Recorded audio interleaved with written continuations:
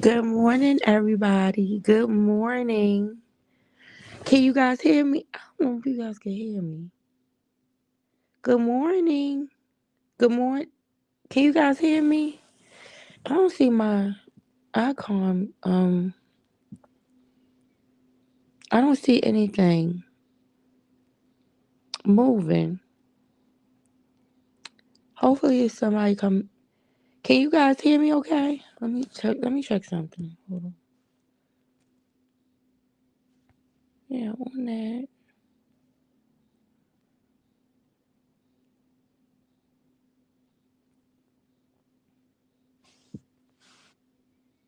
Hello.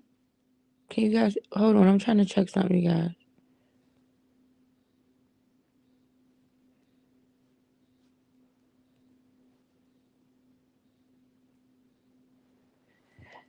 Hello. I don't know if you guys can hear me. Okay. I don't see my avatar.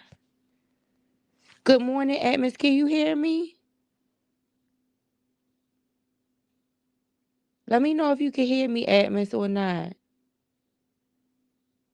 I don't know what my icon isn't moving. I don't know what's going on. You can hear me okay? Okay. I guess maybe something's just going on where it's not pulsing. Okay. I didn't want to get started. Good morning. It's good to see you, Atmos. How have you been? I haven't communicated with you in so long. I hope everything's going okay. I hope that gorgeous little girl you got is doing well, and hopefully she's getting ready for the summer. I messed up. Listen, so I got kidney stones, right? And I never, as much as I know medically, right? As wide as my breadth of knowledge is about it, I don't know anything about kidney stones at all, right? So when I knew that the morning that I woke up and I had all of this stuff going on, all of this traumatic experience going on, I knew enough to know that it was a possibility that that's what it was, a very strong possibility. But I don't know like the process of like it getting rid of it and all of that, it passing and all of that. So um when I left the emergency room and they gave me the medication, they gave me this medication saying that this is gonna help break up the stone. And then they gave me the narcotics, and then they gave me something for the nausea and my stomach being upset. And then they also gave me an antibiotic, right? So I just thought that like in the next couple of days the thing would pass, it would be gone, and then I would be able to move on with my life. But yet, listen, it's not nice. Atmos, I woke up in a shock. I woke up in complete shock. Like the it was like 4 a.m. in the morning, Thursday morning. And when I went to sleep, I had called and already made an appointment with my primary care doctor because I already felt like something was wrong, but I just didn't know what it was, right? And so I was like, okay, is it that I might just be having a urinary tract infection? Do I have a kidney infection? Like, what is this like going on? But I knew something was going on. So I had made an appointment for Monday for my primary care doctor. This was Wednesday evening. I made the Monday appointment. So when I woke up 4 a.m. Thursday morning to that traumatic situation, I mean, I had to call an ambulance, and I am not like a person to do that, but I had to because that's how terrible it was.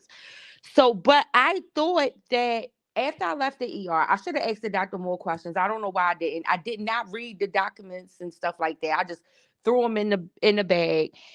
And I assumed like, okay, this thing is going to pass in a couple of days because they gave me all of this stuff to like, and then listen, I know I got some good treatment because other people who I have talked to since who have had kidney stones, they told me when they had to go to the ER, they were like, they didn't do none of that. They didn't give us none of this. Like, and so I know I had a very good experience. So they gave me like all of these apparatuses to try to strain the urine so I could try to see when the kidney stone releases. So I just automatically assumed like when in a couple of days it's gonna come out and then I'll be okay.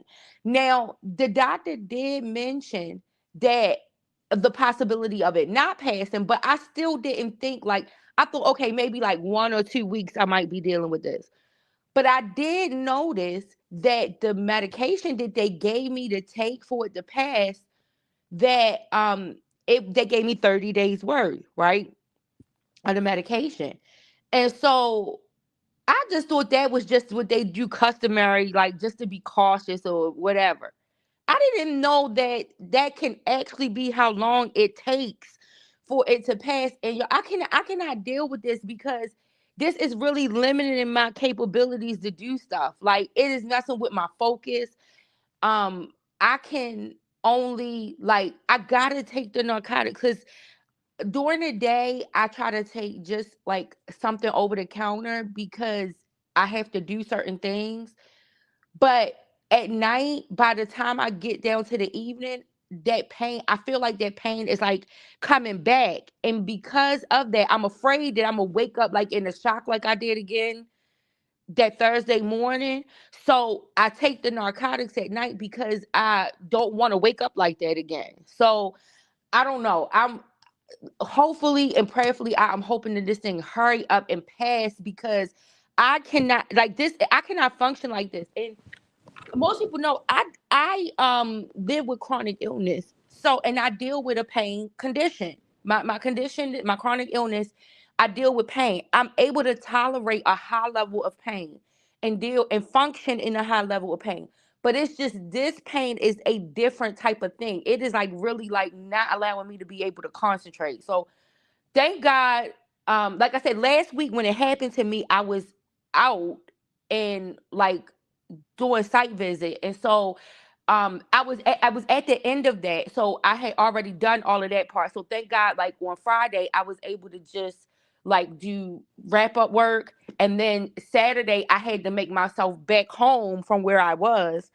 Um Thank you, Agnes. Yes, I am really because it is more than anything, it's messing up my concentration because like I said, it's just the thought I guess I think it's more of the fear of the pain coming back the way that it did.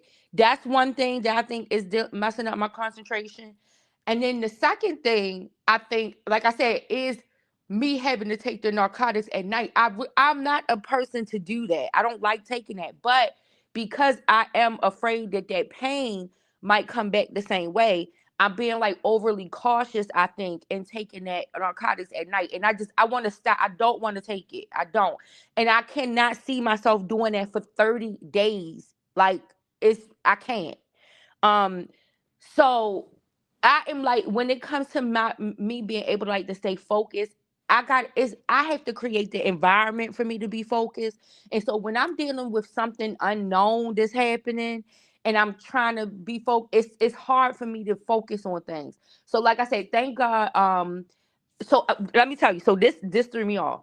So I thought that my daughter, because I only had one child still in school. She's in 11th grade. And I thought this spring break was this week, y'all. Right, Amos. It is a long time. I did not anticipate that. When I left the ER, I was like, okay, I'm gonna go home. This is gonna pass within a week or so, and then I'll be back. No, this is turning out to be like a longer thing than what I anticipated, and I think that's what's really messing with me, Amos, for real, and throwing me off is that I did not anticipate this. Maybe if I would have asked the right questions when I was in the ER, and I would have been able to prepare myself mentally, maybe I would be able to get over the hurdle of how this is interrupting my life.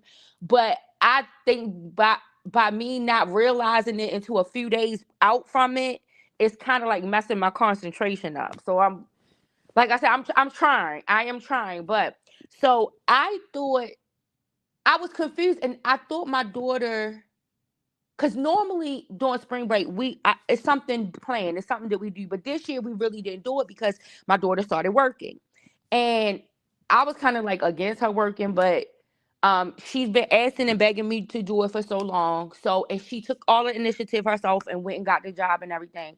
So she started working. So I didn't really set up anything for spring break. So I thought spring break started Monday over here for these kids.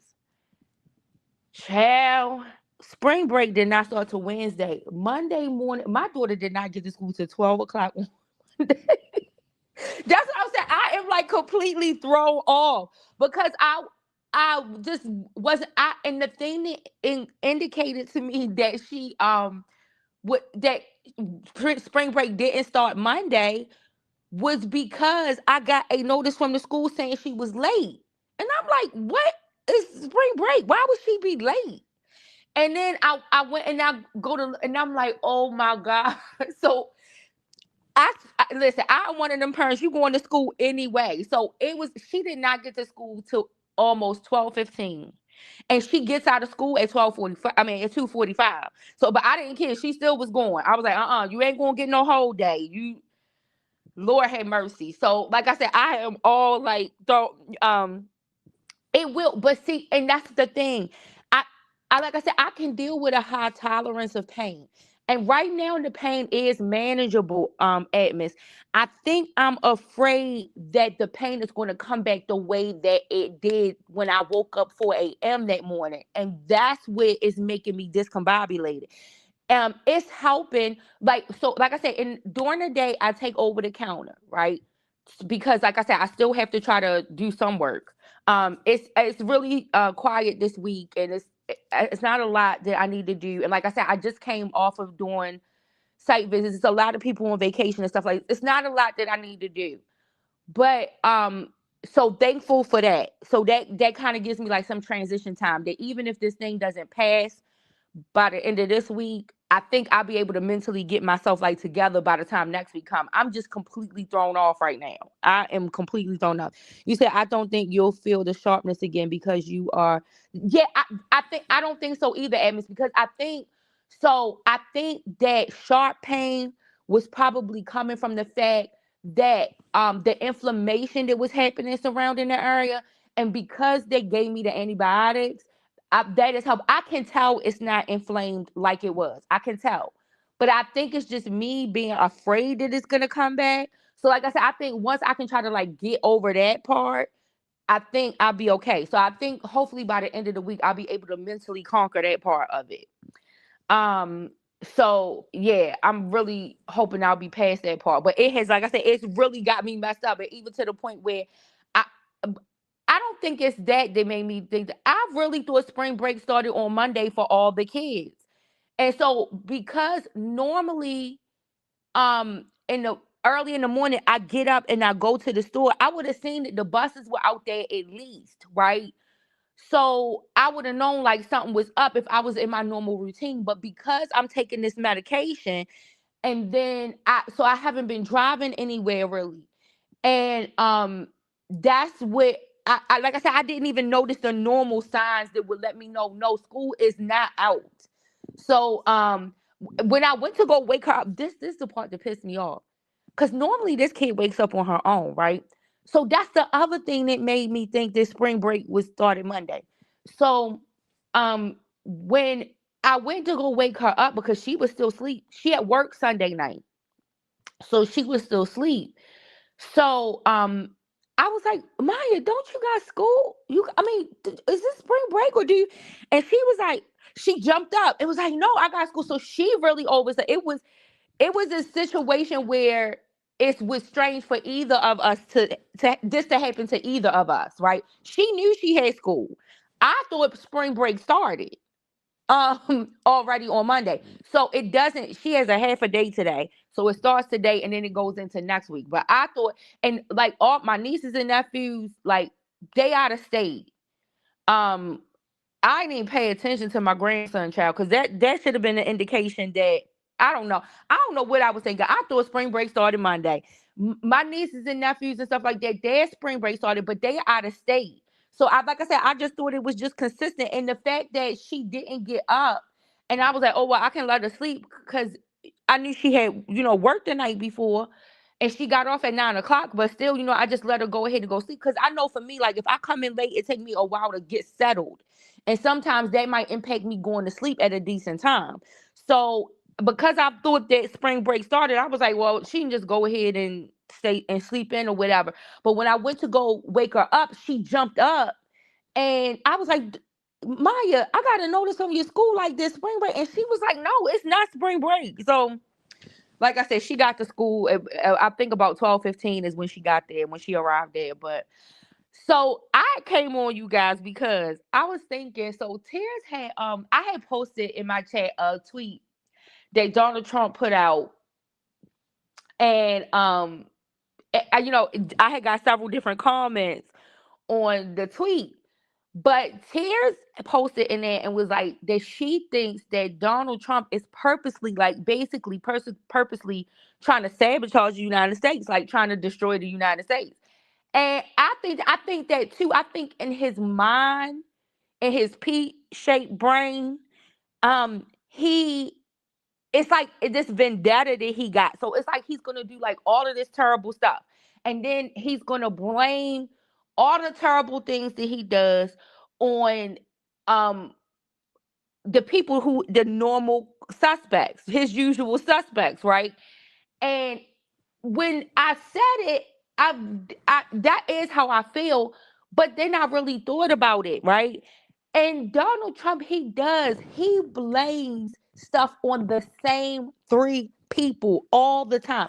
Outside of him blaming the Democratic Party. Because like everything he claims that he's trying to do right now, he's going to definitely blame the Democratic Party, right?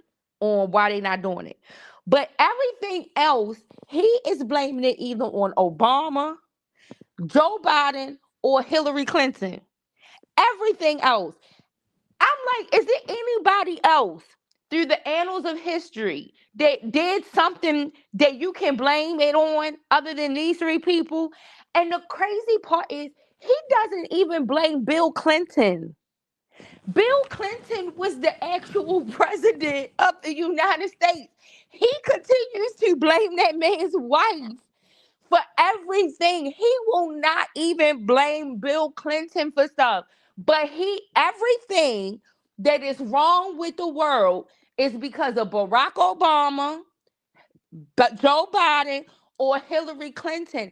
And I wonder, like, why people don't see nothing wrong with that? Like, it can't be nobody else who did nothing wrong. FDR didn't do nothing wrong during his administration. Neither one of the Bushes did nothing wrong during their administration.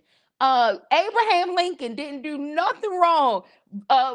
Roosevelt, uh, uh, uh, uh, Aldrich Cleaver, nobody did nothing wrong. Only President Barack Obama, Joe Biden, and Hillary Clinton. That's it.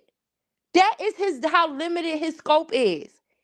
Like I said, he won't even blame Bill Clinton.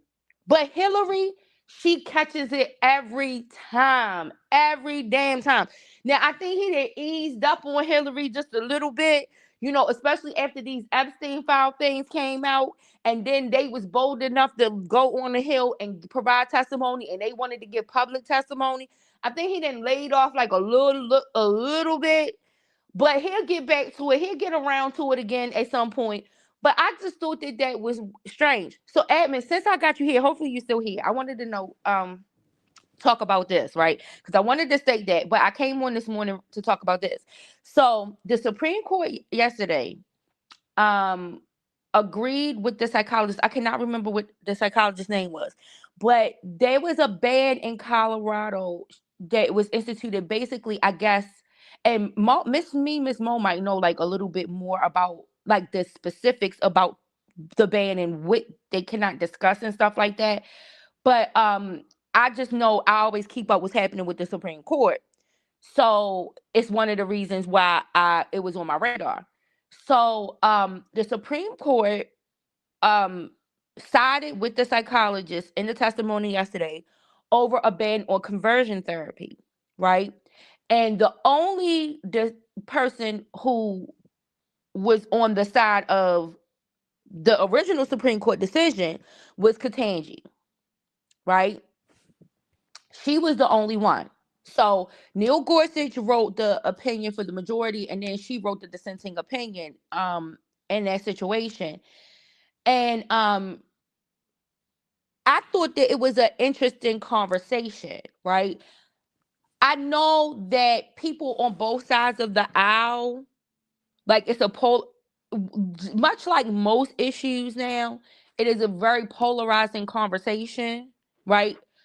But polarized conversation.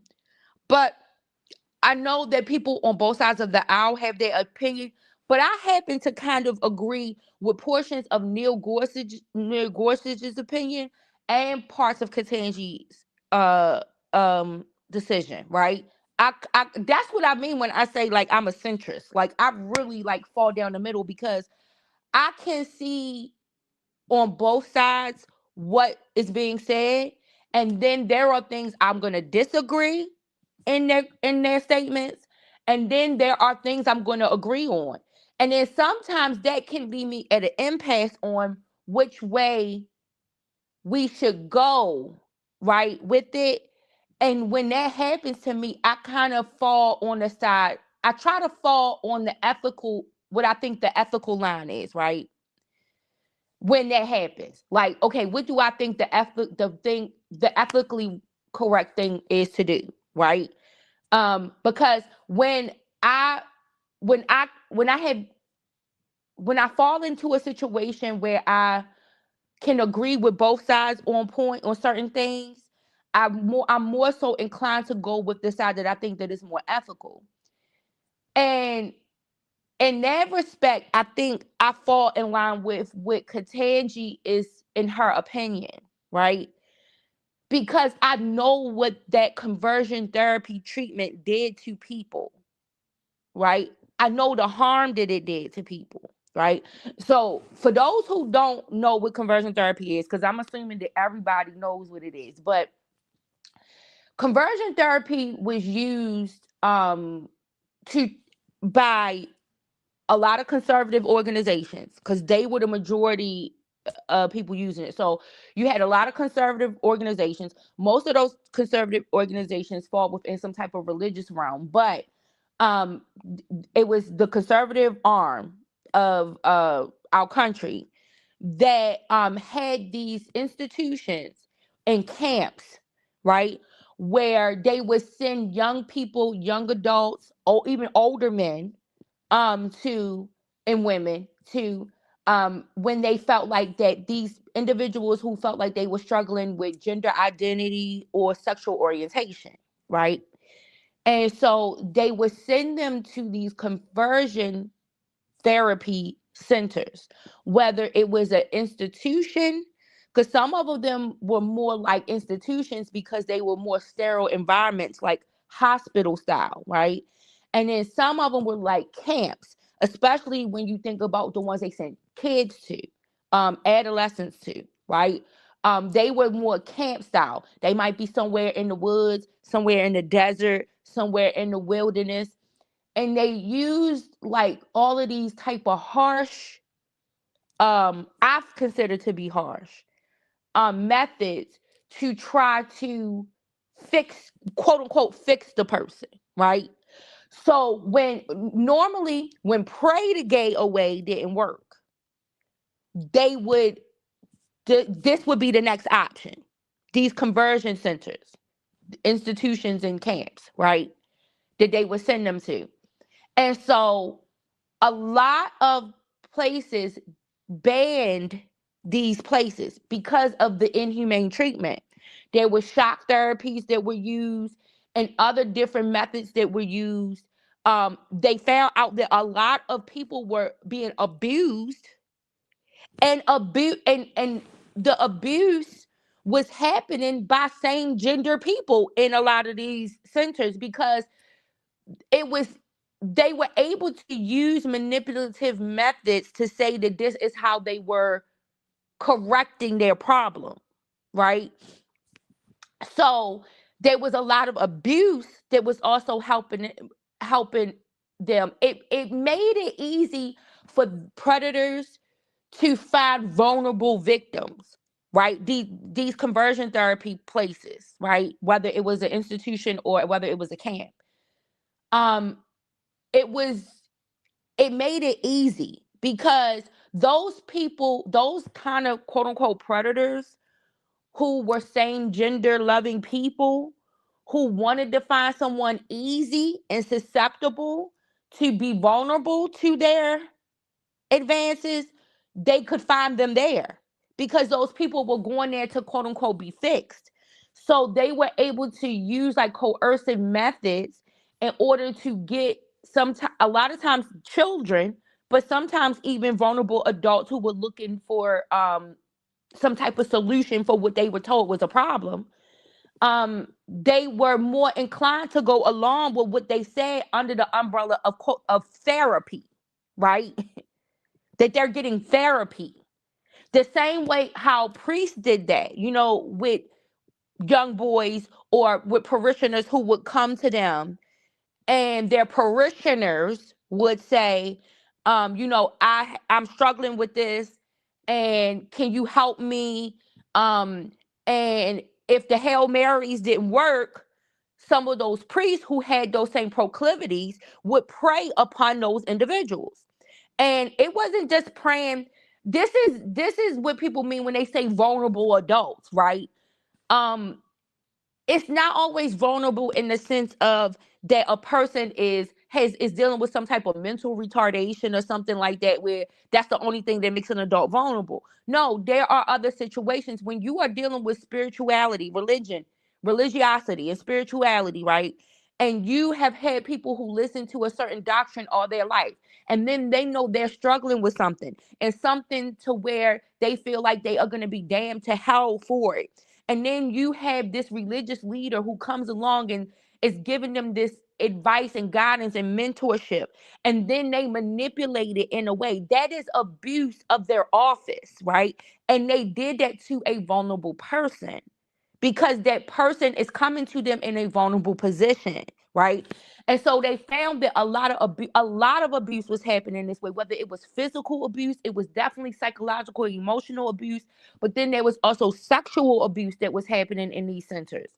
And so, um, what this psychologist, and I have to look at the entirety of her oral arguments because I only looked at portions of it, but what she was there testifying to was that she felt like it was infringing on her freedom of speech in order for her to offer that as an option to her clients who come to her that say that they are struggling with gender identity or say they are struggling with sexual orientation, right? That she feels like it's infringing on her right to be able to treat her patients and her freedom of speech in order to have this conversation with her patients, right? And so Neil Gorsuch agreed, and the eight other justices agreed. Katanji was the only one who did not agree. And there were things that Neil Gorsuch penned in his opinion that I agree with. Um, I do think that there is a space that can be provided for people who go to um, a therapist, a psychiatrist, or a psychologist, or a counselor, or a peer mentor, and where all of us are going. We're gonna when you get to higher levels, like a psychologist or a psychiatrist, there a lot of their advisement is going to be dependent on science, right? But when you go to somebody like a peer mentor or a pastor or something like that, a lot of times or a counselor, their um opinions are going to kind of be shaped by their beliefs, their own personal belief systems, right? And there might be a certain reason why that individual might go to that person because they know that their beliefs do fall in line with theirs, right? And to be able to explore options, I think that people should be able to explore options other than what society makes okay to discuss, right? So, for instance, like I said, that at one point in time, it was bad for society to look at gender and sexual orientation as something that was um a choice, right? This was something that was considered a mental health disorder. It was at one point this was a mental health problem, right? And so clinicians could not discuss, or sometimes their speech was infringed on, and their suggestions or methods were infringed on because it was once considered a mental health disorder. And so those individuals, clinicians who thought different, the way they would advise their clients was infringed on by what the status quo was, right? And so now I think we are going into another slippery slope in a direction where then we infringe on those who might be of a different belief system. And in that respect, I do agree with Neil Gorsuch's opinion, right? Because I think that people have a right to believe that their sexual orientation is wrong. I think that people just like I think that people have a right to feel like that their sexual orientation is their freedom, their ability to make a choice, their free choice. And I feel like that we have to respect that people believe that their gender identity is their choice to make, right? I also believe that people should have the right within their person to believe that something's wrong with it, right? That they might look at what they prefer, what they are attracted to, and see something wrong.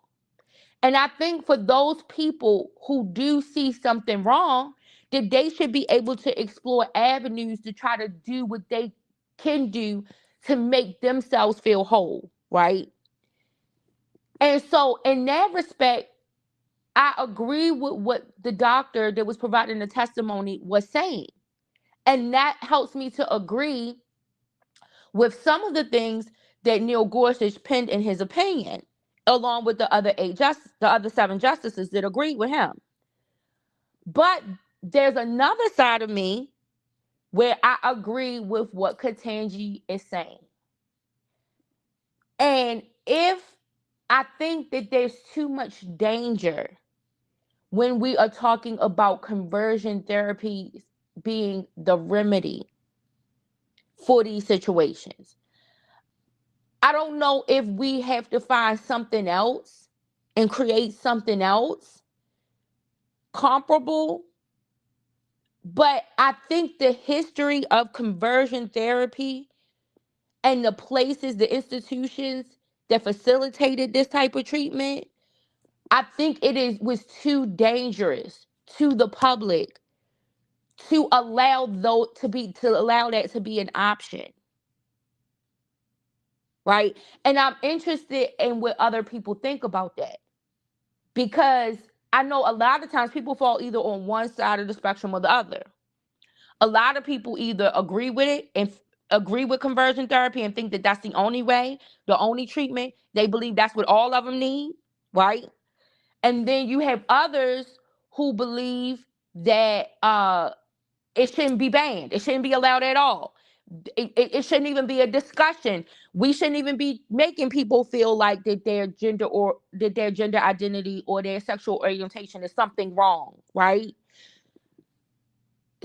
I know most people fall on either side of that spectrum, right? Most people don't fall down the middle of this conversation. And I fall in the middle. And because I fall in the middle, it is the reason why I agree with Ketanji in her decision to be the only dissenter in this situation. Because I think that what the history of that type of treatment was too harmful to people. It left vulnerable people to be preyed upon by religious institutions, and the predatory behavior was just not isolated to sexual abuse. Like I said, it was physical abuse, emotional, psychological abuse, financial abuse, because the amount of money that it costs to send people to this type of treatment. You know, all of the abuses that we can name, these conversion plate facilities can be cited for. And so I do think that it is dangerous to make it available because of the history. not because of what they were designed to do, not really because of what they were intended to do. I think that if what these conversion camps and conversion institutions, if they did what they were designed to do or intended to do, to try to help people pass an impasse in their life, I think that that is right on its face for people to want to seek that as an option if it's when made available. But I think because of the history of these facilities, it is the reason why I think it is dangerous and why I think that the law did need to intervene to ban it and to ban it as being an option of treatment for people. So I don't know. I don't know, what do you guys think? I don't know if it's something that you guys ever even looked into or knew anything about or thought about, but I'm interested in what other people think about the decision that was made yesterday. Do you think that conversion institutions and camps for for adolescents, do you think that that should be an optional means of treatment for people dealing with gender identity, gender dysphoria, um, sexual orientation? Do you think that should be made available, an option that therapists should be able to discuss and talk that and offer that as treatment to their patients? Or do you think that it was necessary for the government to step in and ban that as a treatment option for gender dysphoria? Uh, for people struggling with their sexual orientation, because this is the thing. I know there are people on one side of the aisle who say, well, they shouldn't be struggling with their sexual orientation, they should just accept their sexual orientation. You cannot tell an individual that they should not struggle with something they're struggling with. And I think that that becomes the issue that I had with the liberal side of the argument. For those individuals who are on the liberal side of that argument and say, well, the problem is that individuals are struggling with something that they are, and they should just accept it, that's what they are, and they should just embrace it and live their life in their truth, right? That's the liberal side of the argument. However, because we all have different systems of belief, you cannot tell someone that your truth isn't their struggle. You can't tell them that. And so then what options are available to that person? What options to try to make whole are available to that person? Well, the liberal side of the argument would say the option is to start them, you know, if in a situation where you're talking about gender dysphoria or sexual identity, uh, gender dysphoria or sexual identification, there are on the liberal side, they would say, well, we need to start them on something in order to make them look more like what they identify as. That's the treatment, right? For that.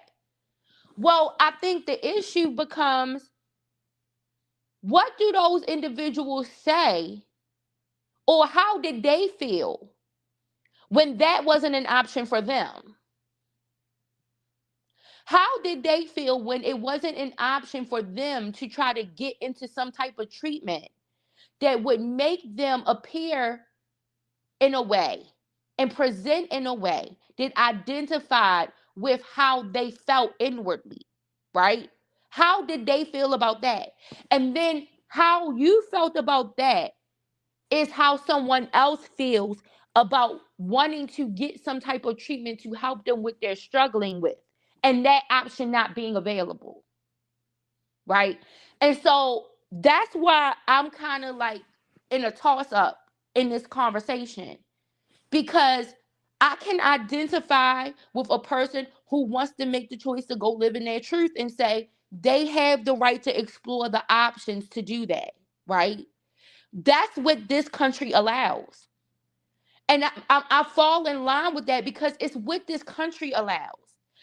What this country claims it is based upon, the foundation that it claims that it is based upon. When people keep saying that this country is a Christian country. It is not. It is not. That is not the reason why they came here to the United States. They came here to the United States for religious freedom. Part of the reason of the Exodus because of the Protestant Reformation and the fact that they did not want to be held to the tight scrutiny of Catholicism, right? It is another reason why Catholics were looked at as enemies in this country at one point. They felt like that they would try to come and take over. They were looked at as terrorists in this country at one point in time in American history, right?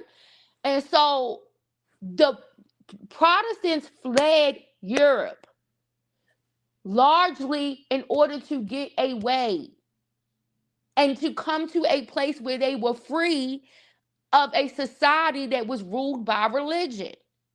And so the fact that then they came here and then established a government that does mirror Christian principles, right? It's because most of the people who fled there that came here were Christian. They just were not Catholic. And so that is why their governance started to mirror it. But when they fled there, they did not flee because they wanted to be ruled by religion. It just so happens that because that is how they were ruled for so long, a lot of the governance looked that way. But the Enlightenment thinkers that came here, those quote unquote Enlightenment thinkers, they knew that their goal was ultimately to get rid of religious oppression, right? And this is why in our documents, in our founding documents, you see language of deism, nature being God, right?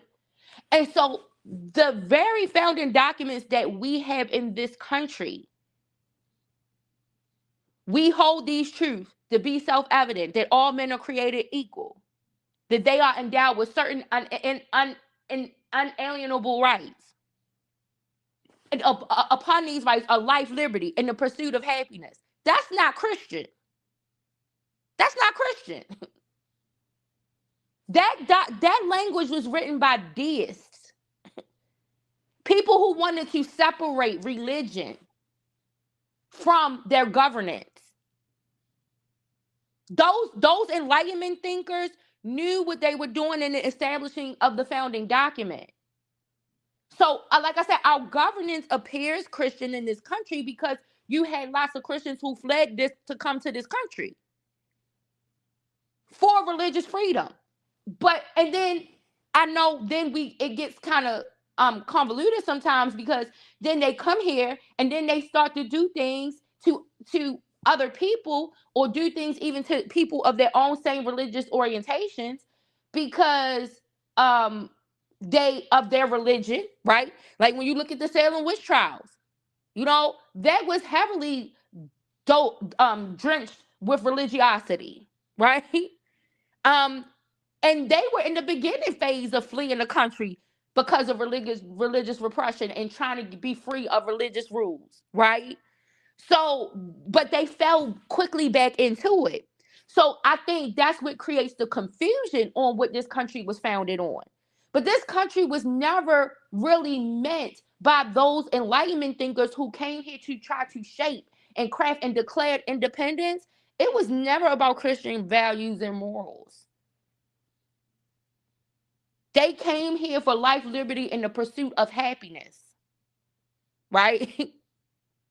And part of that was fleeing religious repression. So, because I know that that is what this country was founded on, I can have respect for the individual who wants to adhere to their religious beliefs and values and says, my sexual identity and my sexual orientation is a struggle for me. And I can also identify with the person who says my sexual identity and my sexual orientation is the truth for me. And I'm living in that truth. And I think we have to provide a pathway for both things to be respected while also protecting the public. And my reasoning for saying I do not agree with what the 8 justices did yesterday, and it's solely based on the fact of the history of those conversion therapy institutions. They were dangerous. They were a danger to the public. It was a breeding ground of abuse, and for abuse to take place and to happen, and for abusers to go to find people to abuse. And as a result, I agree with what Ketanji did yesterday and being the only justice to stand up and say, no, we cannot allow this. And not because of what, and not because I don't agree with what Neil Gorsuch and the other justices are saying about the free flow of ideas and people have and speech not being infringed on and people not having the right to be able to seek whatever treatments they want to, but because of the history of these things and what damage it did. And we as a country cannot allow that to happen. It is the same way I do not agree with children being removed from their parents because their parents do not want to allow them to start hormone therapy because they have gender identity issues. I don't agree with that. There are children right now that are removed from their parents because their parents are refusing to allow them to start treatments to change their sex. And I don't agree with that. I think that the law has got to find a place of middle ground. It cannot be so extreme in either direction because then you're going to have a law that's either going to allow conversion therapy and that's going to allow abuse, or you're going to have a law that is going to allow children at the age of 5 to change their gender and then can get to the age of 12 and say they want to change it back. I think both things are just equally as dangerous. And so I think we have to, as a country, we have to have an honest conversation, free from some of our own biases, to try to get to a middle place where we can try to make things better for the majority of the people most of the time. We're never going to make it to where everyone is going to be happy, right? Where everyone is going to, rights are going to be able to be as respected as the other one. But that we can come to a place where we can try to create some equity in the law, because I think both things are too extreme. And I think it's a slope that we take ourselves down. And it's a slippery slope ethically in either direction that we go in. Because when you look at what these conversion therapy centers did, it is an ethical decline. That is a sign of ethical decline in our society. So I don't know, you guys. Let me know what you think if you listen to this live. I know I was talking about something very serious, something that some people might have no interest at all in, or something that some people just might not understand. But I would be interested to what do you guys think about that. Like I said, I agree with Ketanji only because of the history of these institutions and what they did. And I don't think that it is good for anyone to be placed in a situation where they possibly might be subject to that level of abuse again. And that's where I fall in the argument. So that's my morning minutes for this morning, you guys. I hope you all have a safe, productive day. I'm going to try to get my mind straight so that I can finish up some more work. And I will talk to you guys soon. Peace.